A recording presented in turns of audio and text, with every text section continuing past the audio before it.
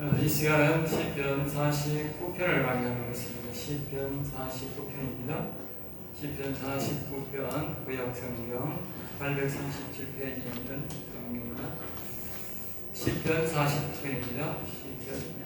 시편 49편.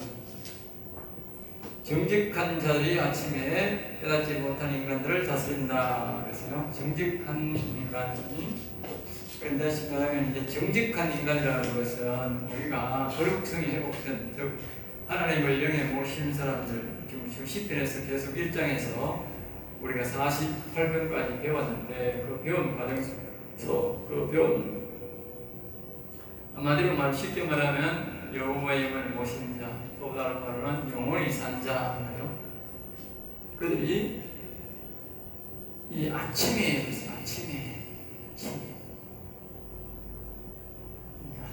말은 새로운 날, 심판하고 그 다음 날이 아침입니다. 이 지구에 이제 그 하나님이 여호와는 다시 재림하셔서, 예수님이 재림하셔서 그 심판을 이제 악인과 이제 믿음의 사람들을 다 심판하고 난 다음에 시작하는 날이 아침이다. 새로운 이제 시작이 시작되는 것이죠. 그것을 여기 아침에, 그래서 정직한 자들이, 정직한 자란 말은 여호와 하나님을 섬기는 자. 또 다른 말은 거룩성이 회복된 사람, 거룩성이 회복된 사람, 알겠죠? 거룩성이 회복된 사람. 그래서 우리가 이 거룩성이 하나 둘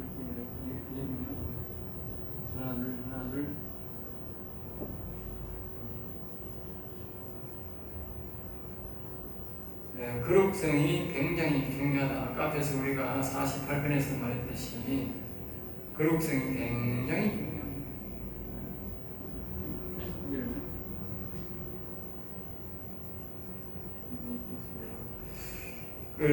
거룩성이 결국 우리의 영혼을 일으킬 뿐만 아니라 그 거룩성이 중요한데, 이제 제가 하고 있는 말씀 45편부터는 이제 영원히 산 사람들이, 그 왕같은 제사장들이 이제 누릴 상급에 대해서 계속 적고 있는 거죠. 앞에서 우리가 48편에서도 하늘나라 가서 거기서 우리가 누릴 상급, 마지막에 그랬죠. 심판이 있는 것이 우리에게 보이다. 심판이 있는 것이. 심판이라고 하는 것은 상급을 결정합니다. 상급이 있다는 것은 심판이 있다, 재판이 있다는 말은 상급이 있다. 분명히 지는 사람이 있고 이기는 사람이 있듯이 재판에, 심판이 있다는 것은 상을 많이 받을 사람, 적게 받을 사람, 완전히 멸망받을 사람 다 있다는 거예요. 그러니까 아까 앞에서 말했듯이 불신자나 믿는 사람이나 잘 믿는 사람이나 모두가 상급이 있고, 그래서 상급이 있다. 그 말은 자신들이 하는 일에 따라서 불신자는 불신자대로 심판이 더 경중이 있다. 경중. 알겠어요? 우리는 상급에, 믿는 사람은 상급의 경중이 있다. 상급의 경중. 그러니까 그걸 제가 했잖아요. 알고 침노하라.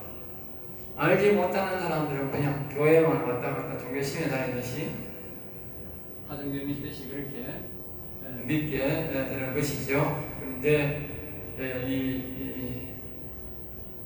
우리는 이제 그 상급을 알고 이 성경의 복을 가르치면 뭐냐? 안 가르쳐주고 하나님이 하라고 하면 되잖아요. 가르쳐줬으니까 하나님이 공의 하나님, 가르쳐줬으니까 성경에 분명히 말했으니까 그걸 뭐요? 그 복을 침노하고 받으라 이 말이지. 안 가르쳐주면 어떻게 돼요? 모르는 거지. 그 사명이 목사한테 있는 거야. 목사가 안 가르치면 성도들이 어떻게 할 수 있나 모르거든. 성도들이, 일반적으로 성도들이 성경을 막 알지만 그 특별한 사람들은 알지 보통 사람들은 몰라요. 그러나 목사는 이것을 교육을 받고 공평하게 모든 성도들에게 다 가르쳐줘야 돼요. 그게 목사의 의무입니다. 그래서 깨닫지 못한 인간을 다스린다. 깨닫지 못한 인간은 뭡니까? 이 성경을 보고 또 이런 설교를 듣고도 힘나지 행하지 않는 사람은 그날에 정직한 자들에게 종이 된다고 하면 영원한 종이 된 겁니다. 영이죠. 내가 늘 말하지만 이 땅에서 좋은 직장 못 얻고 공부 많이 못해가 큰 뜻을 못해도 그거는 괜찮아. 2년 60이 있으면 그냥 다 죽어. 그들이 그래도 나이가 들면 또 다 그 자리에서 내려와가 살아가 죽어야 돼. 그렇지만 이 상급은 영원한 상급, 영원의 영원. 1,200년이 아니고 1,200년이 아니고 영원이야. 그러니까 이거는 자다가 확 일어나가 정신을 차려야 돼. 자다가 정말 이걸 침노해야 됩니다. 미뤄도 안 되고 정말 침노해야 됩니다. 자, 우리 보면 이 시는 고라 자손의 시로 고라가 아니라 고라 자손들이 성전 일을 하다가 하나님의 은혜, 신령한 복인 영혼의 복을 받아 기록한 말씀입니다. 시편의 복과 다윗의 복과 같은 복이기에 기록한 것이다. 그러니까 이 시편에는 약 6사람이 등장을 하는데 그 6사람의 등장인물이 기록하는데 그 6사람의 등장인물이 모두 뭐요? 같은 맥락이다. 같은 맥락. 하나님의 영을 우리의 영에 모시고 하나님의 영혼이 살아서 영원히 여호와를 찬양하는 셀라 신앙을 가진 사람들이 기록한 것이 바로 그 6사람이다. 알겠죠? 6사람. 공통적이기 때문에 그 외에 다른 신앙의 다른 그 성경에는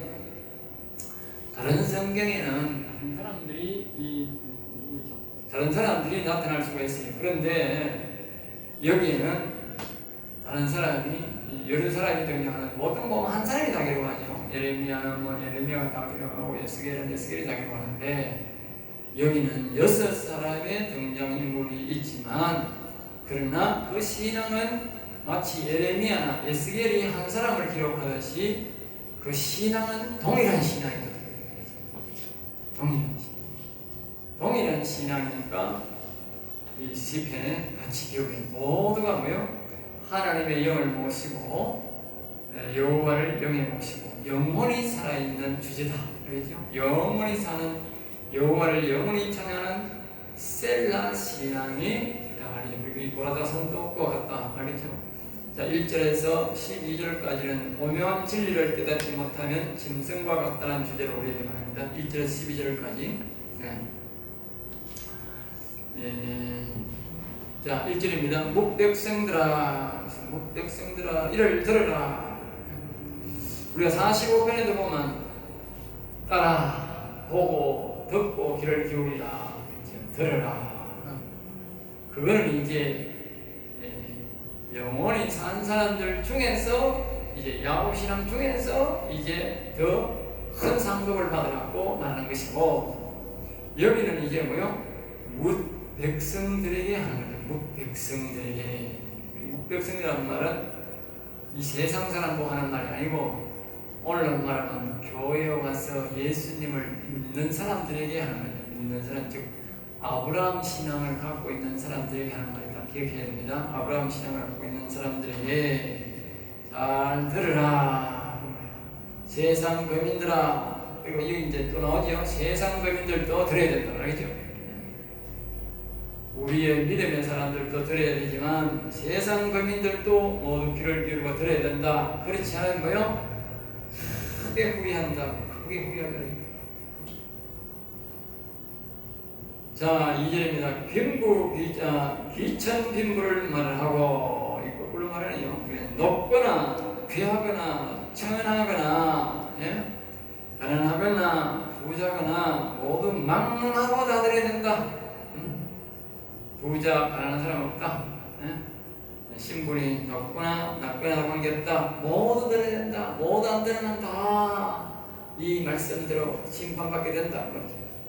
3절 내 입은 지혜를 말하겠고 내 입술은 그러니까 지금 이 고라자손이 기록하는 이 고라자손은 이 지혜를 말하고 있고 지혜란 말은 여기 다시 말하면 뭐냐면 이게 위에 보면 영혼이 사는 지혜, 또 다른 말로 하면 영혼에 대해서 영혼이란 말은 우리가 영원한 세계를 말할 때 영혼의 세계를 말합니다. 영적 세계에서 영혼이라고 합니다. 그렇죠? 그러니까 지혜란 말은 여기에 말하는 지혜라는 말은 성령의 이야기, 영의 이야기, 지혜의 이야기, 영혼에 관한 이야기, 영생에 관한 이야기 그렇게 해석해야 됩니다. 내가 갖고 내 마음은 명체를 작은 읍소리로 멈추리이다. 내 마음은 명체. 우리가 보통 지혜 말하지요. 지혜보다 좀 더 좋은 것이 명체입니다. 명체보다 더 나아가는 것이 뭐냐? 모락이에요. 왕옆에는 모락자가 있다. 모락가. 아주 특별한 사람들 많아요. 그런데 여기 지혜라는 일반적으로 우리가 그런 지혜를 좀 약한 거죠. 그러나 명철은 더 높은 단계를, 깊은 단계를 말합니다. 그 다음에 모락은 아주 최고의 수준을 우리가 말하는 것을 할 때 지혜를 보고 모락, 왕 옆에 있는 사람들을 그렇게 말합니다. 왕 옆에는 이제 그 사람이 최고의 의이죠. 지략가이요.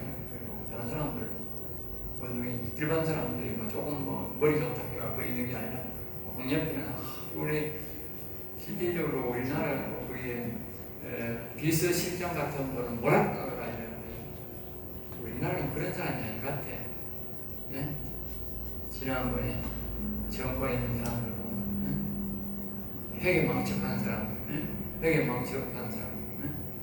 광화문에서 집회를 했다고 살인자라고 하는 그런 엉터리 같은 편파적인 그런 인간들을 대통령 옆에 놔둬서 그렇게 이상한 짓거리를 해가지고 죄를 그렇게 많이 지은 거죠. 그러니까 이 왕옆에는 아주 지략가를 놔둬야 돼요. 이 지혜라는 말은 아주 약한 것이고 우리의 마음은 명철. 그러니까 우리가 지혜라는 말은 육신에게 쓰는 소리예요. 육신이 구원받고 하는 것이죠. 그다음에 명철은 뭡니까? 마음 소식을 말하는 마음 소식. 다시 말하면 우리의 마음에 성령, 악한 영이 있잖아요. 성령, 그리스도, 우리의 마음에 선을 모실 수 있는 명철한 사람이 우리 마음에 선을 모시는 거예요. 예수 그리스도를 모시는 거예요. 무지한 자는요, 예수님을 마음속에 모시는 거예요. 무지하다는 뜻이거든요.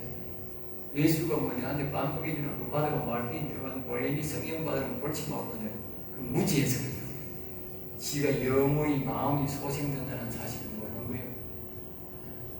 그 다음에 여기 모락은 뭐냐? 모락은 말입니다. 여기 영 소생이에요. 여러분이 영이 소생된다는 것은요, 하나님과 아까 했잖아. 모락과는 왕과 옆에 있다. 왕 옆에 있다. 왕의 말을 듣고 왕에게 자기가 듣고 또 자기가 왕에게 조언하는 것을 보고 모락과 왕 옆에 지략가. 옛날에 싸움을 잘하는 왕 옆에는 반드시 그런 사람을 옆에 그 사람이 잘못 판단하면 왕이 죽는 거예요. 알겠어요? 전쟁치러 갔는데 그 사람이 이렇게 해서 전쟁에 이깁니다. 보지 드는데 그래 잘못 가면 죽는 거예요. 그래가지고 그 사람이 자꾸 실패하고요, 왕이 죽여버립니다. 그래 죽은 사람 많아요. 전쟁에서 그게 승리하면 어떻게 돼요? 그 사람은 가서 아주 왕이 재물과 이런 걸 아주 크게 주는 거예요. 그 사람이 최고의 권력가가 되는 거예요. 왜? 왕을 좋아지고 지하니까 정성보다 그 사람이 더 거잖아요. 그리고 오늘 비서실장은 그런 사람을 둬야 되는데 우리나라 그런 실장은 비서실장은 안 뒀더라고. 그러니까 대통령이 판단이 흐린 거예요. 그런 사람을 둬야 돼요. 그런 사람. 그런 사람 보면 안 믿는 사람보다도 실질적으로 성령 충만한 사람을 거기 갖다 놔요. 성령의 음성을 듣는, 하나님의 음성을 듣는 그런 사람을 우리가 따라가야 되기 때문에 실수 안 하는 거지 뭐. 이 세상에 지략가가 어디 있노? 없지. 네? 하나님의 영을 받은 사람이 제일 지략가지. 그러니까 여기에 명철을 말한다는 말은 마음 소생하도록 내가 하겠다 그 말이에요. 알겠죠? 요걸 다른 말로 혼소생이랍니다. 혼소생. 이사야서에 보면 너희 마음을 소생케 할지어다, 너희 영을 소생케 할지어다 그랬다. 그리고 영도 소생 살아야 되고 마음도 살아야 된다. 알겠죠? 그러니까 여기 보면 명철은 말이야. 그러니까 우리가 마음이 예수님을 우리 마음속에 모시고 선을 우리의 몸 모시고 성령의 음성을 듣는다는 거예요. 사람이 명철해진다는 거죠. 그 선을 우리가 자꾸 교제를 하면 예수님을 마음속에 모셔놓고 그 그리스도와 자꾸 우리가 교제를 하면 어떻게 되느냐? 우리가 명철해진다. 명철. 우리가 예수를 믿고 우리의 생각 속에 성령을 받아 예수님을 받으려고 말을 자꾸 하면 머리가 지혜롭게 된다. 지혜롭게. 예수님을 잘 믿으면 잘 되는 거예요. 점점 더 지혜롭게. 그거보다 더 잘 살라고요? 마음속에 예수 그리스도를 마음속에까지 모셔서 살면 뭐요? 더 지혜롭게 되는 거지. 지혜보다도 명철이 높은 단계니까. 그리고 그보다 나아가서 아까 그랬듯이 영의 묘와 영을 모신 거요. 지략가, 모략가. 그 사람은 따라갈 수 없는 아무도 없는 거예요. 여러분들이 진로 선택해야 돼요.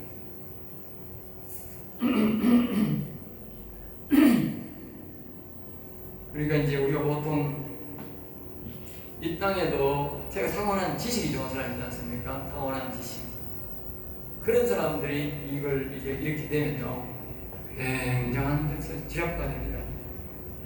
굉장한 지혜로운 자입니다.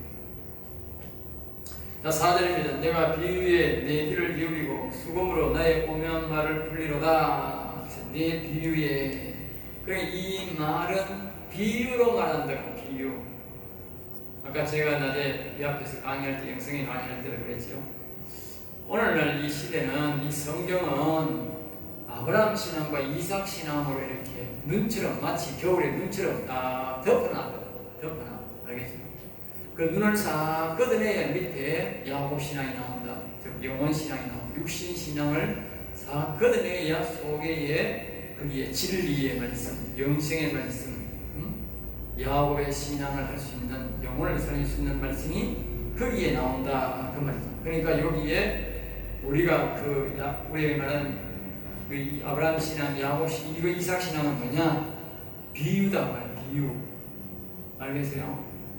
비유다. 비유.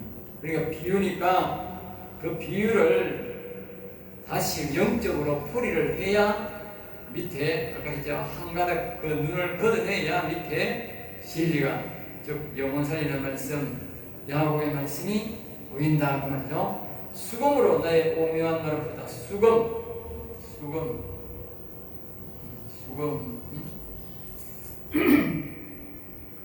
수금이란 말은 육신적인 노래만, 육성적 노래. 비파란 말은 뭐냐? 그 바울 사도가 나는 영으로 기도하고 마음으로 기도하고 육으로 기도하고 육으로 찬송하고 그랬다. 알겠죠? 우리가 영으로 하는 찬송이 있고 육신으로 입술로 찬송이 있고, 그걸 가지고 비파로 되는데, 비유할 때 비파로 하는 것은 영혼으로 노래한다는 것이고, 수금이라는 말은 육신적인 입술로 노래한다. 그렇게 비유를 합니다. 여기 말고 딴 데 많이 나옵니다. 나오니까 항상 그렇게 해석하면 정확합니다. 알겠죠? 수금을 한다. 아이고 꼭 이거 뭐 수금을 타야 되나 그런 게 아니고, 수금이라는 말은 육신적인 육성으로 반주에 맞춰서 노래 부르는 것을 수금이라 하고, 비파는 아주 고음 이 뜻입니다. 고음. 수금이란 말은 대다수 뭐예요? 우리 이 영적으로 보는 데는 고음. 아주 높다, 세다, 높다 이 뜻이죠. 수금이란 말은 낮다, 부드럽다, 이렇게 수금이란 말은 처음에 이제 백성들 일반인들 하니까 처음에는 우리가 비파로 할 수 없는 거예요. 영적으로 할 수 없잖아요. 옆으로 비파로 되기까지, 영어로 노래 부르기까지는 우리가 육신의 입술로 노래를 해야 된다. 육신의 입술로. 여호와 하나님을 높이고 예수 그리스도를 찬양하는 육신의 입술로 먼저 우리가 노래를 해야 뭐가 나오냐? 이 오묘한 말, 오묘하다는 신기하고 기묘하다, 신기하다, 기이하다 이 뜻이 기이하다. 다시 말하면 이 정상적인 사람의 이런 게 아니고 신기하게 성령의 감동으로 내가 찬양을 할 때에 성령의 감동이 있어서 이 생명의 말씀, 영원 살리는 말씀이 내가 이해가 된다 그 말이에요. 알겠죠? 이해가 된다. 예배드릴 때 우리가 되기 전에 우리가 늘 찬양하는 이유도 그 이유입니다. 그 이유. 그리고 예배 전에 찬양을 많이 하고 그 여호와님을 묵상하면서 그분께 찬양으로 영광을 돌리는 사람이 예배의 영광을 체험한다고. 알겠습니까? 그러니까 그 예배 전에 찬양을 안 한 사람들은 성령의 감동이 없는 거야. 왜? 찬양을 안 했으니까. 그래서 뭐 입이 딸도록 일찍 좀 와서 찬양할 때도 안 오는 거야. 그 사람들은 악순환인 거야. 교회 와도 아무런 의미 없는 거야. 그러면 뭐 빼먹는 것도 여 사람 빼먹고 여 사람 일찍 와서 찬양 부르는 사람들은 더 감동이 있어서 그 다음날 뭐예요? 더 빨리 오는 거야. 감동이 없어. 자, 5절입니다. 죄악이 나를 따라다니며 이 말은 죄악이 자신을 따라다닌다는 것은 자신의 마음에 옛뱀이 있다. 자신의 이 마음에 선악과를 먹었기 때문에 선과 악을 알게 하는 나무이기 때문에 이 속에 악이 있다. 악.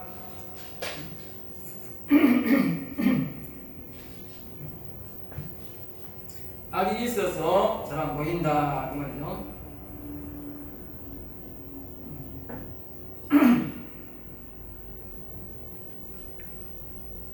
그러니까 바깥에서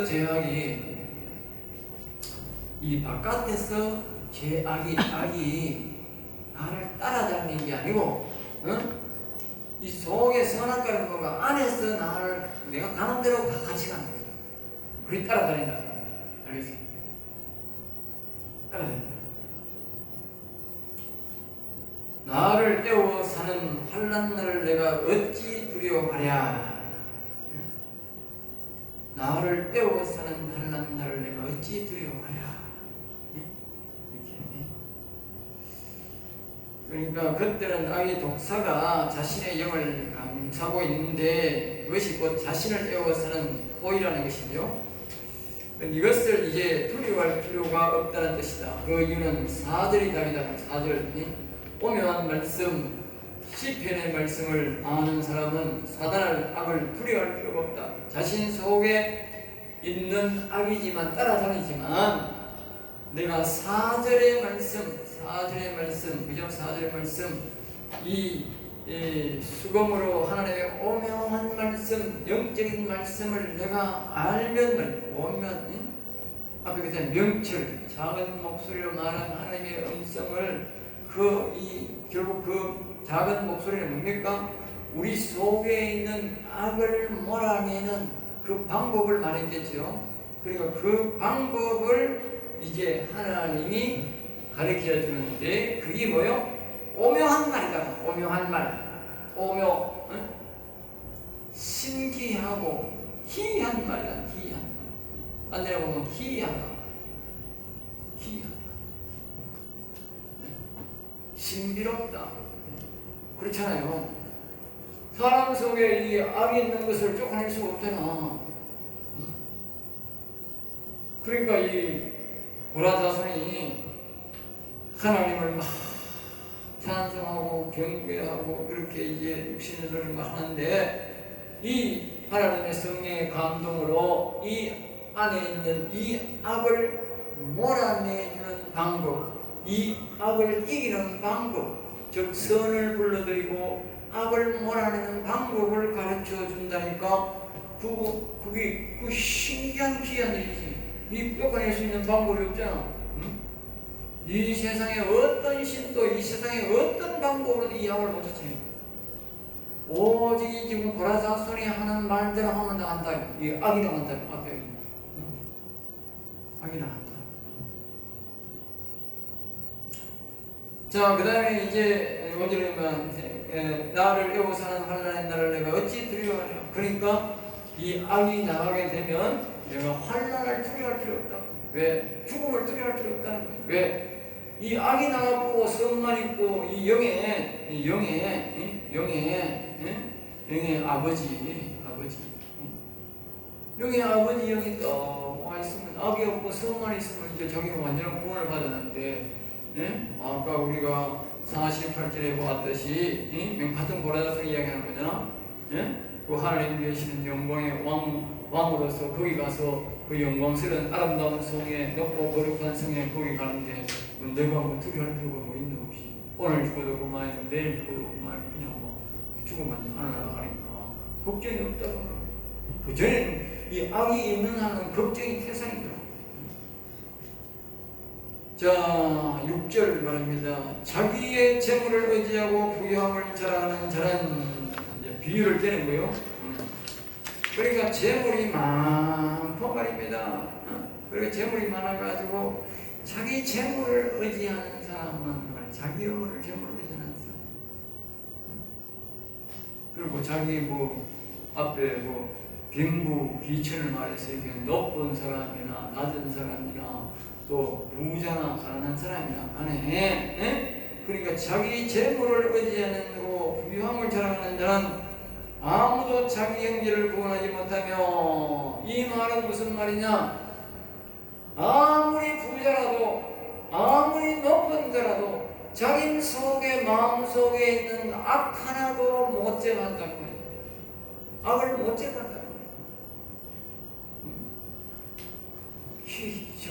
신기한 일 아닙니까? 자기 속에 있는 이 선악과를 먹었는데 선악과가 들어와있는데 인간은 악을 제거할 길이 없다고 해요. 돈 아무리 준다고 이름이 나가는 것도 아니고 뇌물 아무리 준다고 이름이 나가는 게 아니라 딱 여기는 이 세상 말로 아방궁같이 있다는 데가. 아이고 야야 네 마음속에 여기 내 아방궁이다. 요 악이 요 속에 딱 들어간 데가 요것처럼 아방궁이 없다. 돈 내 10억 줄게 나가라. 아이고 내 덩어리 가지고 1000억 줄게 나가라. 아이고 초를 줄게 나가라. 안 나갔다. 여기가 아방궁인데 더 좋은데 니하고 같이 지옥까지 내가 같이 따라 지옥까지 가면 내가 좋은데 안 돼. 니한테 가는 거야. 나가면 고생했는데 당하는 길에 이렇게 고생하는 거야. 그래서 사람을 밀어내가 돈 줄게 나가라. 안 나가는 거야. 그래서 여기 뭐요? 아무리 돈이 많은 사람도 이 악을 못 내보낸다 이 말입니다. 그럼 결국 구원 안 된다는 거죠. 그를 위한 속죄는 하나님께 바치다. 그리고 하나님한테 어떻게 잘 보여가지고 말이야 돈을 그럼 하나님 좀 잘 받아서 내 돈 교회에 10억 현금하게 내 교회 지는데 얼마 드나? 100억 드나? 아이고 100억 줄게. 100억 줄게. 하나님 그 교회 때 100억 줄게. 악 좀 이거 좀 제거해 줘서 안 된다고. 안 된다. 그리고 바치지도 못할 것은 바쳐도 안 된다. 간절히 그들의 생명을 속량하는 값이 너무 엄청나서 이제 나오죠. 그들의 생명을 속량하는 값이 우리 마음속에 있는 요 악을 제거하는 값이 말입니다. 얼마나 많은지 모르는 거예요. 얼마나 너무 엄청나가지고 말입니다. 엄청나가지고 영원히 말을 못한다는 거예요. 영원. 빈부 귀천을 말하니까 삼성같이 돈이 조 단위로 있고 미국에 부자들 몇 조의 돈이 있고 하더라도 그 사람들도 와가지고 아가 돈 1조 줄 테니까 나가거라. 안 나간다는 거예요. 또 하나님 앞에 안 돼가지고 아, 이놈이요 1조 줘도 안 되겠는데 내가 1,000억 정도 보태가지고 1조 1,000억을 줄 테니까 하나님 좀 봐줘서 안 된다 이러면 안 돼. 알겠어요? 돈으로는 안 된다. 그냥 다 하나님의 것을 우리가 사용하는 거지. 우리가 사용하는 거지. 이 세상에 돈이라고 하는 것은 우리 영혼에서는 아무런 가치가 없는 겁니다. 영혼에서는 가치가 없는 겁니다. 우리 육신적 생활하는 데는 좀 가치가 있지. 우리 영혼에서는 돈은 가치가 없다. 그냥 종이 휴지죠. 자, 9절 그가 영원히 살아서 죽음을 보지 않을 것인가? 이 말은 그가 죽지 않고 영원히 살 수 있을까? 그 말. 영원히 살 수 있을까? 10절 그러나 그는 지혜 있는 자도 죽고 어리석고 무지한 자도 함께 망하여 그들의 재물은 남에게 남겨두고 떠나는 것을 보게 되리로다. 아무도 말입니다. 그 돈을 갖고 가는 사람 없다고. 종이로 찍은 돈이라도 다 이 땅에 놔두고 가져가는 사람은 아무도 없다. 그러니까 우리가 하늘나라 가는 데는 돈에 아무런 가치가 안 된다. 아무런 가치가 안 된다. 11절 그러나 그들의 속 생각에 그들의 집은 영원히 있고 그들의 거처는 대대이리라요. 그러니까 이렇게 생각한다는 거예요. 우리가 이 집이만 영원히 존재하고 내 자자손손 여기에 살 것이다. 그렇게 생각하고 그들의 토지를 자기 이름으로 자기 앞으로 등기한다. 등기한다. 내 것이 될 줄을 믿고 등기한다. 등기한다. 네? 그것이 오늘 우리의 뭐다? 네. 12절 결론을 말합니다. 사람은 존귀하나 장구하지 못하며 멸망하는 짐승과 같구나. 그래서 말하는 거예요. 사람은 이 육신으로 살 때는 높고 귀하다. 이 세상에 어떤 것보다도 뭐요? 우리는 높고 귀하다. 그렇죠? 그러나 장구 오래 못 산다. 그래서 우리는 뭐야? 멸망이란 뭐냐? 짐승은 영혼이 없어요. 그의 몸뚱아리가 죽으면 사라져요. 그걸 보면 멸망. 없어지는 거예요. 없어지는 거. 그러니까 우리가 뭐냐? 여호와는 정말 영원히 죽은 사람들은 뭐냐? 짐승과 같다. 짐승. 네. 결국 우리 육신이 살 때는 존귀하지만 결국은 우리가 그걸 가져갈 수도 없고 아무것도 없으니까 우리가 여호와 하나님을 섬겨서 영원히 살지 못하면 우리는 짐승과 같은 사람이 된다. 알겠죠? 네, 이걸 끄시고 다시 한번